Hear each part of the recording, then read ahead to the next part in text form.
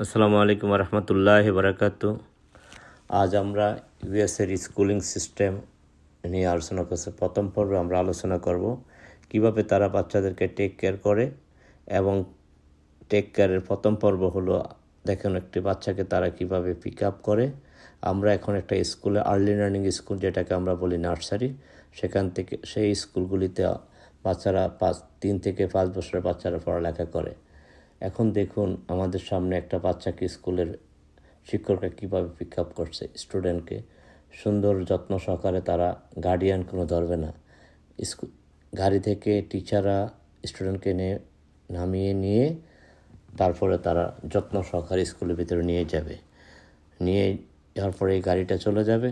Second আমাদের গাড়িটাতে এখন আমার বেবিকে তারা নামানোর জন্য আসবে। তারা নিয়ে যাবে বাচ্চাকে নিয়ে যাওয়ার পরে এই গাড়িটা চলে যাবে, নেক্সট গাড়ি আসবে। কি সুন্দর সিস্টেম, তারা কিভাবে আগে যাচ্ছে আসলে। তাদের কাছে জাতি ধর্ম কোনো কিছু নাই। স্টুডেন্টকে খুব যত্ন সহকারে তারা টেক কেয়ার করে, নিজের সন্তান থেকেও বেশি।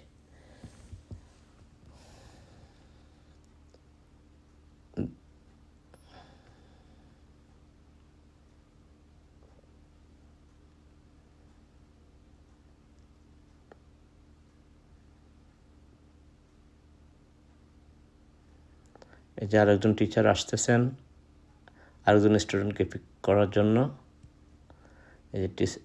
এই যে আমার ছেলেকে পিক করলো, তারা পিক করে নিয়ে যাবে, তাকে নিয়ে গিয়ে এই যে আমার ছেলে যাচ্ছেন।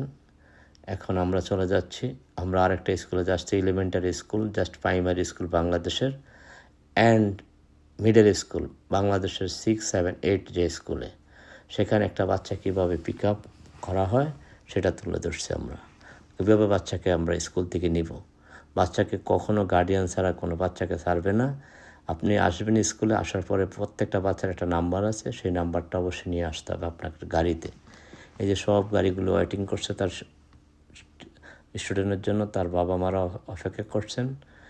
এই দেখুন আমাদের গাড়িতে একটা স্টিকার আছে, একটা নাম্বার আছে। এই যে নাম্বারটা আমি দেখাতে পারিনি আপনাকে, সরি টু সে। এখন দেখবেন এই যে আসছে আমার মেয়ে, টিচার তাদেরকে নিয়ে আসছে, আমার মেয়ে এবং আমার এক ফ্রেন্ডের ছেলে, আমরা একসাথে পিক করবো আমাদের গাড়িতে।